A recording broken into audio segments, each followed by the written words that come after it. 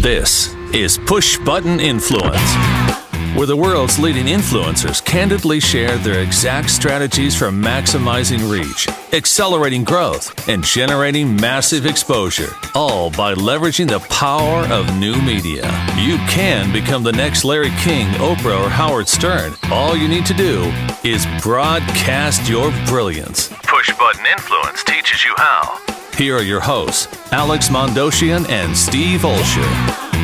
All right. Welcome to another edition here of Push Button Influence. I am your host, Steve Olsher, along with my co-host extraordinaire, Alex Mondosian. And we broadcast live every Wednesday at 4 p.m. Pacific, 7 p.m. Eastern, as we bring you the world's leading influencers who teach you everything that they know in just 1 hour. Isn't that incredible, Mike? You're going to teach them everything that you know in just 1 hour here, all about marketing reach, exposure, and visibility. And someone who knows a heck of a lot about marketing reach, exposure, and visibility is our guest today, Mike Dillard. And if you don't know Mike, you're in for a heck of a treat. And if you do know Mike, then you know what you're in for. So this will be super interesting. Now, what we do, Mike, every week here on Push Button Influences, we start with a word, and I'm going to kick it over to my co-host extraordinaire, Alex. And what is your word of the day, man? Okay, well, Mike, we've never crossed paths physically in the real world, but virtually we have many times. Mm-hmm. And the first place I go when I want to learn someone about something and about someone is the About Us page. We call it the We Believe page because the page is full of stuff that you believe in. And the first thing that struck me, and I read it again and again and again, are 5 roles: father, entrepreneur, investor, author, freedom fighter. And those are core values too. So the one that really struck me, because I think being a good one of these makes a good business person too. Let's talk about father. How does the value of being a father, because you got that listed first, how is that carry over in business? Just using that analogy all the way through it. I mean, you have kids, but you also have, children in your business. They could be clients, they could be team members. Fatherhood carries over in many ways. How would you make that work in business for anyone watching for the first time? Sure. And I think for me, the first thing that pops into my head is making sure that you're leading by example. Actions speak louder than words. Whenever I'm in front of my son, who's, Chase, who's 5 years old, I'm always very cognizant of the way that I talk to others, around me, whether it's the waitress at a restaurant or, business partners over the telephone or, my parents or whomever it may be, because the attitude, the tonality, and the words that you use around those people are going to be things that he picks up on. And the exact same thing is true for my customers and my readers. The same thing is true for, obviously, my team members and employees. And so it's an unbelievably important role because all of those people tend to look at you as a role model, whether you see yourself as one or not. And they notice everything, so I would have to say that that's really how that rolls over onto the business side, is making sure that you're always conscious about your words, your actions, your attitude, and how you show up in the world. I have a mentor in Austin, actually, Keith, and he said, you got to eat your own cooking. So that's what it sounds like. Keith Cunningham. Yeah, Keith, yeah. Yeah, nice, awesome. I go to his car wash every week. Right, he's got a bunch of them. Nice. He does, yeah. All right, let's take a look at my word of the day, which is one of your favorites, I'm sure, speed. And speed can be, that can mean a number of things. We're not talking about the one that sets you ablaze, not that kind of speed. Although technically, I guess the others can do that as well. But speed is something that has been a recurring theme now in your life, certainly on the professional level, but also on the personal level for quite some time now. And when you talk about speed, talk first about how you believe speed plays a vital role to the success of a business, and then talk about your own personal take on speed and why it's important for you to maintain that frenetic pace? Well, I've for some reason I've had an awareness of how fast life goes by since I was in my teens, and one of my biggest concerns or fears in life is that I'm going to hit an age, in the next couple of decades where my ability to perform and create is going to drop off to a place where, my prime years are over and my prime production years are over, and the ability to bring the dreams I have to life are going to start to decline. And there's a lot left that I want to do. I'm 38 years old, and that just boggles my mind. It's like, when the hell did I become an adult? It seems like it's come out of nowhere. And so, for me, that's the primary motivation, is I don't want to have any regrets, when I'm in my 80s and on my deathbed, and I don't want to, think about the things I could have done, but I didn't have the time, I didn't take the initiative, and I didn't put in the effort. So, for me, that's really one of the motivators that I have when it comes to speed. And then on the flip side, that really, dives into my passions and hobbies and race car driving. I like to go fast, and motorsports in particular really appeals to me because it is a sport that has consequences. Meaning, if you miss a basket or you miss a pitch, no big deal. It doesn't really matter. If you miss a corner in a race car, miss a shift, you could die. And so, to me, that gives it meaning, and it makes it real, and it forces you to perform at your absolute best. There's no slacking off at 150 miles an hour. And so, I think that really helps, again, push me in my business when it comes to overcoming fears, pushing forward, and being competitive and aggressive. So I guess that's really how that manifests in my personal life. Nice. Alex? All right. Well, dovetailing off of speed, it leads to a lot of things that people have that are crippling in business. And those are two words: blind spots. Now, race car driving, it could kill you. In business, It could cripple the business where you just run out of cash because of something you didn't know that you didn't know. So this is an unfair question because I'm giving it to you at the speed of thought. But what blind spots have you hit in the past that really had a crippling impact on your business, and ultimately you learned from them so that you wouldn't hit them again? Yeah, I had a huge one in 2012. It almost killed my business partner, literally, and it definitely killed the business. But in 2011, end of 2010, 2011, I had launched my most successful business ever. We did over $3 million in revenue in our first 7 days. We did 8 figures in our first 12 months.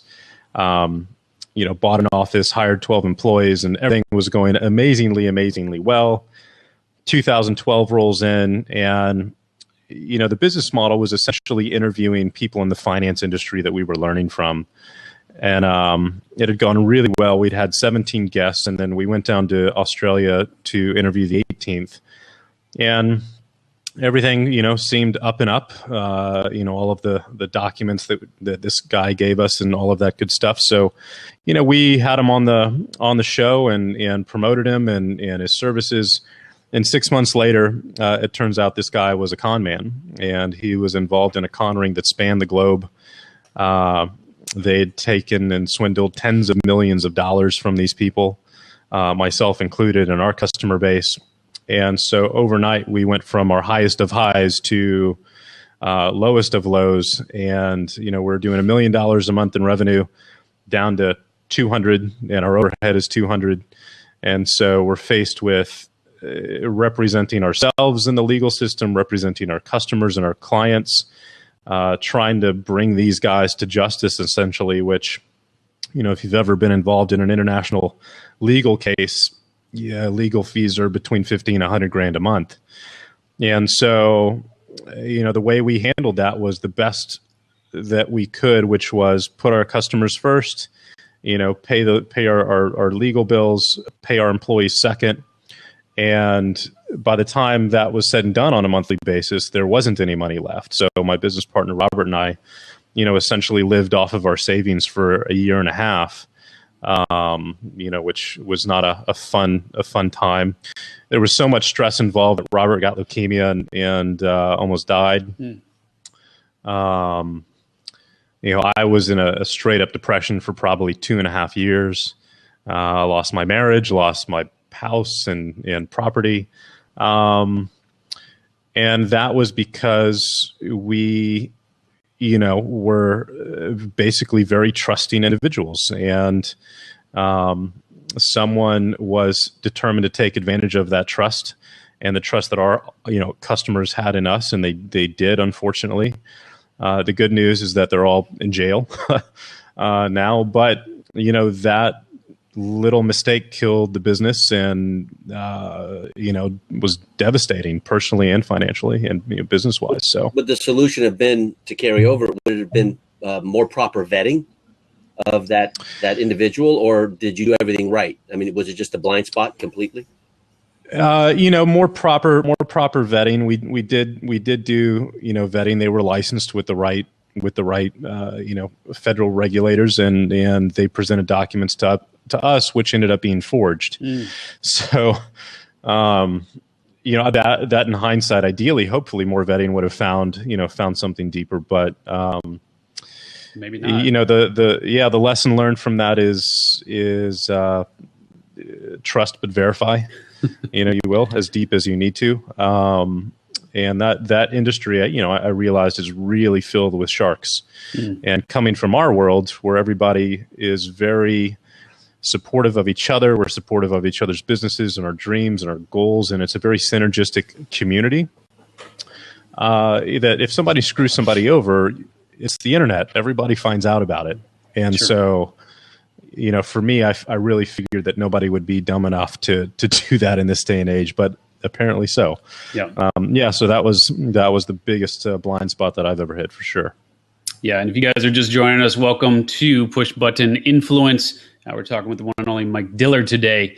And if you have questions, one of the benefits of joining us live is you can ask your questions and we will answer them, or more specifically today, probably Mike will answer them.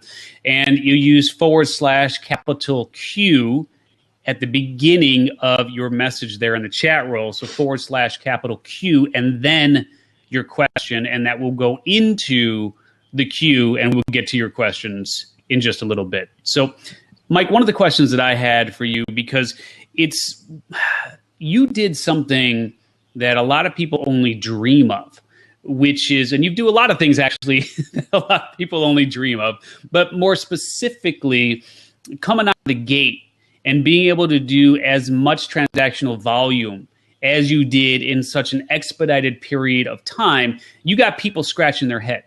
You got people going, how on earth did you come out of the box doing that kind of volume in that finite period of time, and you just got started? So can you talk about the pre-work, or why you believe that you were able to do millions of dollars of sales in such a short, or really just a short period of time after launch? Can you help fill in the gaps for those who are wondering, like, how on earth did you do it, and what do you suggest they do? Sure. Two, I wish there was magic pixie dust to this, but there was two reasons. One is I had built an existing following in my first company. I had an email following of about 200,000 people that I launched that new company to. And we had a bunch of affiliates who we built relationships over the years who were really aligned with the purpose of the company and what we were producing. They were personally excited about it and wanted to share it with their audiences. So that was, I'm going to say, 80% of the results, having spent the previous 5 years building trust with my customer base, delivering value, and building up a relationship with them to where no matter what I launched, they were in. The second piece to the puzzle, which I think is really just as important, is timing. Capturing the zeitgeist of the moment in the market at that period in time, which is, again, in 2010. Everybody is still feeling the crash of '08. Nobody has answers yet. Everybody is still feeling very insecure about, what's going to happen to the global economy, what they do with their money now. We definitely hadn't hit a recovery point, at that period in time. And the entire goal of that business and that product was to answer the question of, well, okay, we just saw what happened in '08, and that really didn't work out that well. And I was asking this question for myself. It's what inspired me to start the business. What do you do moving forward now that the world has changed? How do you invest your money? How do you protect it? How do you grow your wealth? And so the entire company was based on those questions. And the proposition really was, hey, I'm going to go figure this out for myself because I need to. I don't have the answers, and I'm going to go interview the smartest people that I know when it comes to this subject matter. And I'm going to document that, and I'm going to turn this into kind of an adventure that you guys can follow along with, and you can participate in any form or fashion that you want. And part of the piece that I think was responsible for the success is that I was very upfront about the fact that I was not the expert when it came to the subject matter. I was the student. And if you want to be a student along with me, then come on this journey and let's go figure out the answers that nobody else seems to have. And so tapping into that zeitgeist, huge. 3 years later, towards the end of the business in 2013, 2014, the market had changed. The stock market had recovered. Everybody's losses were recouped, which means, it was a very different marketplace. And we tried lots and lots of different ads, different sales videos, letters, webinars, everything. And that moment was gone, and they just never converted the same again because everybody's concerns and their need for a solution had really evaporated. So just can you fill in the blank in terms of what you sold? Because there's a lot of people who, frankly, can be sort of that citizen reporter or that epicenter, if you will, of a particular niche. Like, if you're in the finance, like you were in the finance industry, getting somebody who understands stocks and bonds and getting somebody who understands, different asset protection plans, et cetera. What were you selling and what was the price point? Well, there's two things that we were selling, right? There was the tangible piece, which was information in the form of a private members area. And access was $97 a month or $600 for the year. And we sold that via an automated webinar. But what we were really selling was obviously the solution, because nobody wants a private membership area filled with videos. They want the solution to their problem, which was an answer to the question, how do you invest like the rich? Because if you want to become rich, you have to invest like the rich. And so what we were really selling was the answer to that question. And that was delivered in the form of monthly interviews, with individuals that I wanted to either learn from and considered a mentor, or people that I personally invested with. And then I would document all of my returns for better or worse. So if I invested in an apartment complex, then I would document that. And so it was encapsulated into an adventure, because if you look at the financial education industry and the financial newsletter world, it's boring. Like it's a bunch of text newsletters with a bunch of charts that make my eyes, roll over, and I don't understand them. And I don't think anyone in mainstream America does either. And so the goal for this project was to deliver this kind of education in layman's terms. Almost like a modern day Rich Dad, Poor Dad. I think Robert Kiyosaki does a very good job of doing that. And so that was the concept. So just kind of continuing down that path, and then Alex, I'll turn it back over to you. The question is, you talk about attraction marketing. And first, I'd love for you to define what that actually means, but then also playing off of what you just said, is authenticity a crucial component today, just a crucial element today of attracting people to you, especially in the online space? I think it's the single most important feature, that you need in order to do that, or quality, if you will. Without a doubt, trust is a commodity that is unbelievably rare these days, especially when you're filled in an environment like Facebook that's just filled with endless noise on a daily basis. How do you stand out in that? It's authenticity. It's authenticity. That's the magnet, if you will. When it comes to the attraction piece, this was something that I actually learned from our mutual friend Eben Pagan back in my early 20s. And I had gotten my start in the network marketing industry in college, was very, very shy, very introverted, hated the concept and the process of selling in every form and fashion. And but I, like Eben, was very curious as to how things worked, and I like to observe leaders and trying to deconstruct how they were having the success that they were having. And I realized that there was a couple of things that they were doing. First is they had all mastered a particular skill set. So no matter which company they joined, they would end up walking across the stage and making 6 or 7 figures. And so the key to doing that was that they mastered either speaking from stage, holding hotel meetings, or whatever it may be. And so I realized at that moment that in order to really increase my value, I needed to learn a particular skill set. And because they had that skill set and they could get those results, the people who wanted to work with them were automatically attracted to that. They held value to their prospect size. The prospects had something to learn from them, and an ability or path to grow and achieve results. And so I realized that if you're going to attract your prospects to you, you have to put yourself in the same position. You have to increase your value. The best way to increase your value is to acquire a skill set. And so I changed my direction from chasing opportunities and products and things like that, shiny marketing systems, to increasing my value to the world by acquiring skill sets, which for me turned out to be copywriting and mixed with a little bit of Google AdWords way back in 2005, 2006. Awesome. Yeah. So that was the key to that whole attraction marketing piece, was just to become valuable to other people. Yeah, and I do think just folks listen to. I mean, there's brilliance interspersed that I hope you're hearing, because really what Mike is saying is first and foremost. And I know, Nathan, you were saying that you hear this almost every time you come on. Well, obviously it's a theme in terms of authenticity and being authentic in your marketing.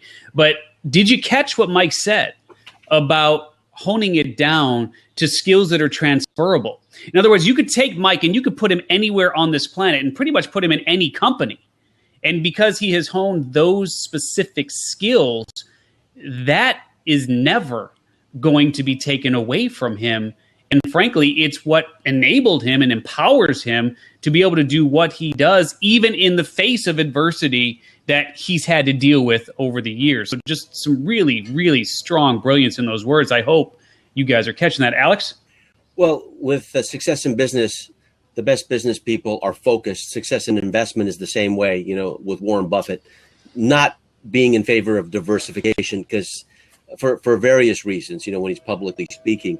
What occurs to me when I go to MikeDiller.com, this was, I don't know if it's observed by a lot of people, but you only have 3 social media buttons and links at the top. You have Twitter, Facebook, and YouTube, which I love because people usually put the entire array just to put them there, right? Maybe 6 or 7 of them, and then you can't support it. But you have 3. And so tell me, is that deliberate? Is that intentional? Well, I don't even really use those either. So I totally agree with where you're going here. The social media thing for me, well, I'll put it to you this way. I base all of my strategic business decisions through a lens of scalability and longevity, meaning, right now in many of my businesses, I haven't had really big teams. It's just usually been me and a couple of other people. And so everything I do has to be very strategic in the form and fashion that once I produce it once, I need this asset to be able to produce income for me, for the next 3 to 5 years, ideally. And if I'm going to put effort into a marketing presentation, I need to be able to use that presentation as well for the next 3 to 5 years, not for a day or a week. And so I don't spend a lot of time on social media at all because it's gone, right? You post on Twitter and an hour later, nobody sees it. So for me, I use my social media channels to do one thing, which is to post personal stuff about my life that I would want my friends and family to see. And if my business readers and customers want to participate in my life in that form or fashion, then fantastic. But I don't pursue it in that way because it's just too much time and too consuming. Now, with that being said, my products, my services, my webpage, they're seen on Facebook far more than the vast majority of people out there in the world because we advertise on it. And every day we spend well over $1,000, $2,000 a day on Facebook advertising. So, it's interesting, and I outsource that. Well, I got to close my door. There's a train coming, and this is going to get crazy loud. And just to focus on that, Facebook advertising is different than having a Facebook presence and a Facebook fan page, right? So you don't need a ton of fans in order to make Facebook advertising work. And there's usually a disconnect there on Facebook presence versus what you're using Facebook to get more traffic. So back to you, Mike. Yeah, well, Facebook changed their algorithm, as we all know, a couple of years ago. So, there's no incentive to build a huge fan base other than one single reason, which is third-party credibility. There is a benefit to having 100,000 fans on your Facebook fan page because it tells the rest of the world that, hey, there's enough other people out there that this guy must be trustworthy in some form or fashion, right? So that, to me, is the only reason to pursue fans on a fan page. And so other than that, I outsource my traffic. I have a team that runs that every single day. And so I focus on building fantastic products and then fantastic marketing funnels to convert that traffic into customers for those products. And that's all I do. And if I do 2 or 3 of those a year, those results compound into a $5 to $10 million a year business. And once they're up and running, I don't spend a single minute of my time on them again, really ever, other than the occasional split test. But the best-selling product that I've had over the last year, I launched 9 months ago. It's sold via an automated webinar. It's a $1,500 course. We advertise that on Facebook every single day. And that product has produced over $2 million in revenue in 9 months, and I haven't touched it since I launched it. Okay, Mike, hold tight for 1 second there, because that's exactly the kind of soup to nuts that we would love to get a little more detail on. Because there are people saying, "Yeah, I hear about all these folks, and they're making this money, and they just set it and forget it, and like just money pours in, and they're on the beaches of Tahiti." Right? So you answer one question first before you create a product, and I think I know what it is, but if you had to ask, the question, or you were encouraging people, or, maybe your own personal clients, if you were coaching them, what question would you want them to be able to answer if they were in the shoes of their potential customer before going out and creating that product? How do you think about that? Because before you created that product that you launched 9 months ago, you were trying to answer a question that someone else had. What's your thought process around that? And then take us through that automated process as briefly as you can here. Yeah, the question is always, what do you need help with most? I mean, that's the question that I ask my readers all the time. And, in the past specifically, whenever we had an opportunity to create a product or course, you have 2 options. You can guess what will be most helpful to your audience, or you can ask them. And so we've always preferred to ask them, what do you guys need help with most? What do you want to learn, most about next? And or it is inspired by my own personal problem or question, which is how the finance one came about. And so, once you have that solution, for me, the course that I was referring to is about list building. How do you build a large email list and audience? Because I'm getting ready to transition out of this world in the next 9 months and move on to a completely different industry. And that project requires about $1 to $1.5 million in funding to bring it to life. It's a physical product. And so I need to produce the cash flow in order to fund all of that. So I estimated that I've got time to build maybe 2 products, this year to fund all of that and to make a real difference in my customers' lives who follow me in the marketing world. And I asked myself the question, which is, if I can only make one product, again, what would be the single most important thing that I could pass on to the next generation? And for me, looking back over the past 10 years, it's how to build an email list and an audience. That has provided more value to me as a business owner than any other thing that I've ever done. And I believe that that is the single most valuable asset that all of you watching could ever spend your time building. And then that's what the course was on. And you put that into a webinar that I assume you do live a number of times before. No, you never do it live because you have a structure, right? So you have that, like that Willy Wonka and the Golden Ticket, man. Like you have that structure that people will. It's like Alex calls it the MacGuffin, right? It's like what people would kill for. It's that structure. So you know how to structure a webinar, and then you throw it out via some sort of automated tool like an EverWebinar or a Stealth or one of those. Talk about that structure, and then talk about after you have it. Yeah, what tool are you using? It's funny. It's not. It's not. There's no secret in here. It's just really funny how people the solutions are right in front of them. And there's no secret sauce. The webinar that I did for the finance world that, did $10 million in revenue in a year, 25 million in 3 years, was written based on Frank Kern's Ultimate Webinar Blueprint. So I love Frank. Frank and I have been friends for years. I bought the product. I logged it in. I wrote the entire webinar based on his template. The last webinar that I wrote on the list building course, once again, opened up Frank's course, went through the template for 2 weeks, wrote the webinar based on that. I record it on ScreenFlow just like he does his, and then we pop it up on EverWebinar, and that's pretty much it.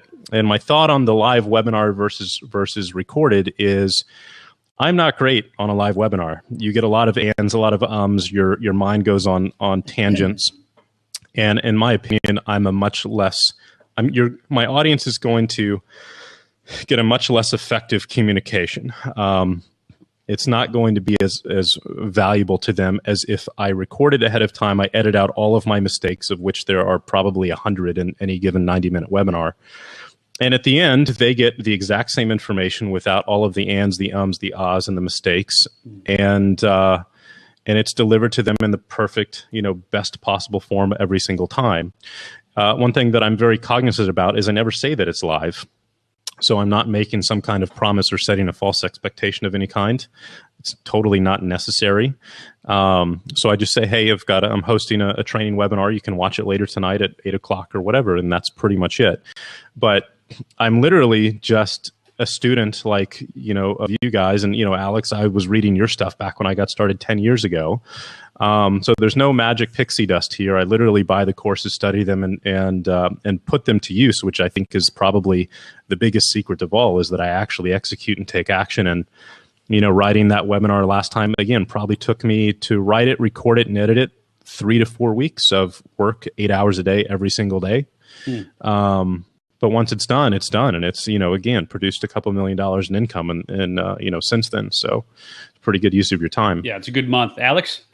Well, it's an acres of diamonds story, just that little thin book. There's diamonds back there, but you got to be able to dig for it instead of looking elsewhere. So how important is it for you to finish or consume something that you purchased? It sounds like you execute because you actually do dig deep and then apply. What would you say to someone who starts something and then quits? Because that is the anatomy of most students who come into something that want that quick fix. What do you say to them? I'm guilty of that too, especially when it comes to books. I hit the crack bar on Amazon for books every time somebody recommends one, and I've got hundreds of them that I haven't read yet. But when it comes to courses specifically, if there is a particular stumbling block or a piece of technology that I absolutely have to put in place in order to finish my business and bring it to life and make it live, that's typically when I go through those into completion. It's been a long time since I've had to do that. This particular course from Frank is one that I go through on a at least an annual basis. Every single time I write a webinar, I open it up. back in the beginning, the most valuable ones were copywriting, and that I spent a good year and a half on going through every single book and course that I ever could when it came to copywriting. And that's when I was waiting tables, dead broke, super hungry. Like I was willing to do absolutely anything to get myself out of that position. So, yeah. Now let's do this, because we've got about 10 minutes left here in the, shall we say, the live version here in terms of what will end up being on the podcast. And then we're going to hang out in the green room afterwards, which is where you guys have the opportunity to ask Mike your questions. So get them queued up. We see some people starting to do it now, which is just perfect. If you've never been on Blab before, it's a /Q and then your question that'll pop into the queue. So after we play the exit music, we will then go into the green room, which is where you have the opportunity to ask our guests your questions. So, Mike, we're going to do that right around a quarter till, and then folks will have the opportunity to ask your questions. Now, let's go back to something that, because the question that I know is going through a lot of people's minds is like, holy moly, how on earth did you actually build a 6-figure plus list? And it's a 7-8-figure list if you're talking about money. I'm just talking about in terms of numbers of people. Like you mentioned 200,000 earlier. You go to MikeDillard.com, it says 420,000. Yeah, those are some serious numbers, man. So take us through kind of the genesis of it. If someone's starting from scratch, because we have a lot of people who are in that newbie phase. Now, you have a reputation. People know you. You've been in the game, different animal. Newbies, starting from scratch. I've got my mom and my brother on my email list. I want to get somewhere near where you are. What do we do? How do we make that happen? It's very simple. And the newbie thing is not really an applicable excuse for people. And I think you'll understand why here in a couple of minutes. The last 2 businesses that I've started from completely from scratch with cold traffic, meaning, no list promotion, no nothing. Like, it's starting from absolute zero and just getting cold traffic. So that means every single person can do this. You don't have to have a previous reputation or anything like that. And so the key to building a large audience and list really quickly is money. Period. And there's no way around it. So in order to build a large list, right, you have to have somebody opt into your capture page. In order to have someone opt into your capture page, they have to see it. In order to have a large list built quickly, you have to have millions of people see that page. And the only way to do that is to pay for the attention and pay for the eyeballs like a real company does. It's by advertising. And so, okay, well, how do you do that if you're broke? Well, cool. That's, a valid question and concern. Let's say for all of us, most of us can put up a capture page, if you kind of know the basic formatting and how to write a decent headline, and produce opt-ins on Facebook for about $5 a piece. I'd say that's on the high side. So let's say that you want to get up to 500 opt-ins a day. That would be, how many a month? 3,000, something like that? No. How many? What is my math? 15,000 opt-ins a month. So 15,000 opt-ins a month is a pretty fast way to build a list. And so at $5 a piece, at 500 opt-ins a day, you're going to have to spend $2,500 a day on advertising. Well, how do you do that? Well, the way that I've done it for the last year is that I produced a course that I sell for $1,500 a day. I sell that via an automated webinar. Which means I need to sell 2 of those courses a day to make $3,000, which out of those 500 opt-ins, if that's what I'm advertising, the registration page for that course, and 500 people register for it, I only need 2 of them to buy the course that day to pay for all of that advertising, get those 500 opt-ins, and put $500 back in my pocket. So that is literally how I build my business and my list every single day. And that's how I've been doing it for years. And so that's it. You pay for the traffic. Your customer pays the bills for the traffic. You put that money back into your business the next day. Ideally, there's some profit left over. And if there's not, well, you'll be able to really experience that value next time you promote somebody else's product as an affiliate or you launch another one. So that's how you build a large list quickly. Excellent. Alex? All right. In shaping a webinar, because we'll call that creative, and we can put copywriting in there, applied psychology. that usually is a roadblock for most people.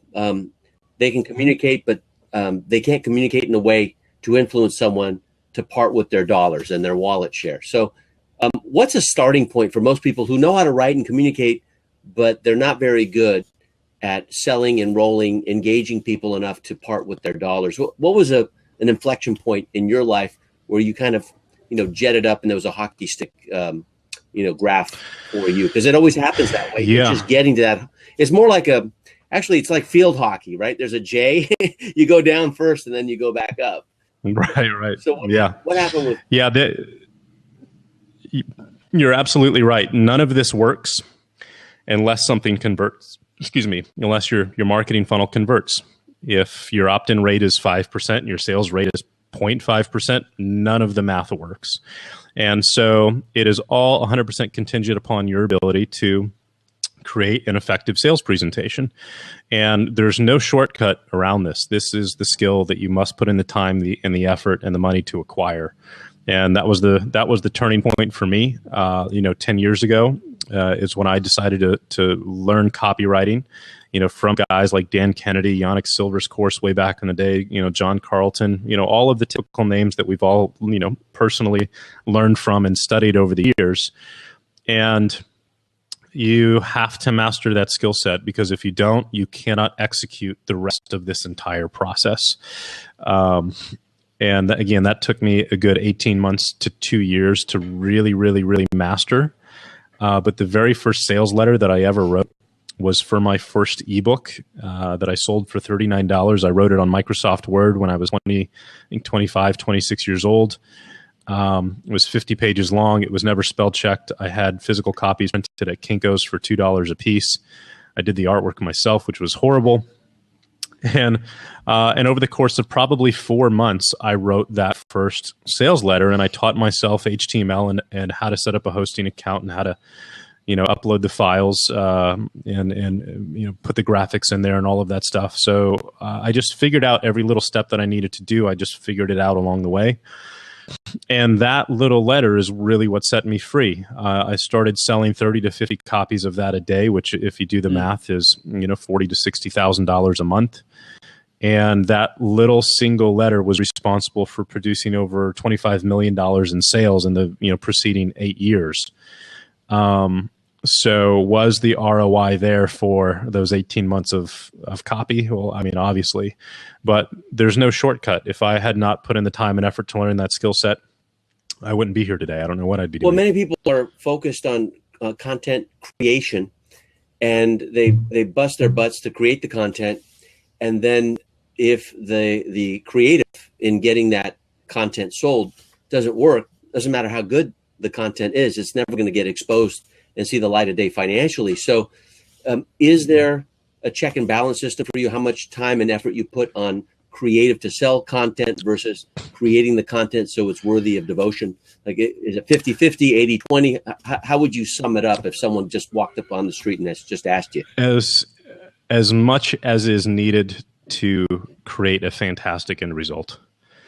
And so the webinar for the list building course, again, probably took me 30 days from beginning to end.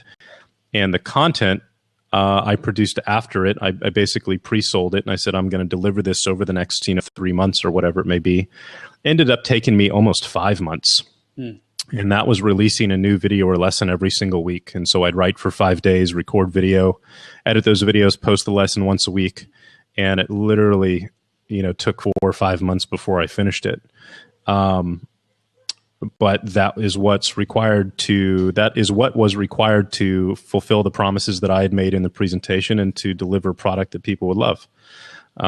So, yeah. All right. As we wrap the podcast version of Push Button Influence, I think it's pretty darn appropriate that we end with this question here. And then, as stated, we will move into the green room to answer all of your questions. So get those ready. Use /Q in the chat roll there, and then we will get to your questions. So, Mike, you said you're starting a podcast. We talked about social media. You do email marketing. You obviously have a website.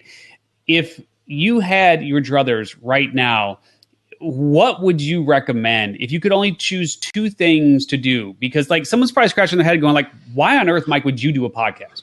Right? Like, I mean, you've got all this down. Right? I mean, you got the set it and forget it. You got all this. I mean, you've got the skills, you got the talent. Why on earth would you create a podcast? So the question is, if someone is looking to pick two horses right now to ride, interestingly enough, you've chosen to get into this podcast game. Just curious what those two horses are. If you had to pick two for someone who is just kind of getting their hands, dirty a little bit in this space, which two would you say? So the reason I started a podcast, and I think the question that your audience members need to ask themselves, it really comes down to what works best for me and my end goals as far as my lifestyle, my business, and my skill set goes. And so for me, with the limited amount of time that I have, this year, I still needed a way to put amazing content and deliver amazing value to my audience on a regular basis. In this case, let's just call it weekly at least. And when I used to write newsletters, I'm a very slow writer. It would take me 2 or 3 days to write an email. It would be fantastic, but it would take 2 or 3 entire days to write it. And I just don't have that time anymore. And so for me, the challenge was, okay, how do I deliver amazing value on a weekly basis in the least amount of time possible? Podcast. Because I don't have to create the content. My guest creates the content. And so for me, I'm looking at a complete time commitment of about 2 hours a week, an hour to record it and then another hour to write the show notes and record the intro and those things. And both missions are fulfilled, at that standpoint. I get to give my audience, amazing content that they would not get otherwise. And I get efficiency and time leverage for my business.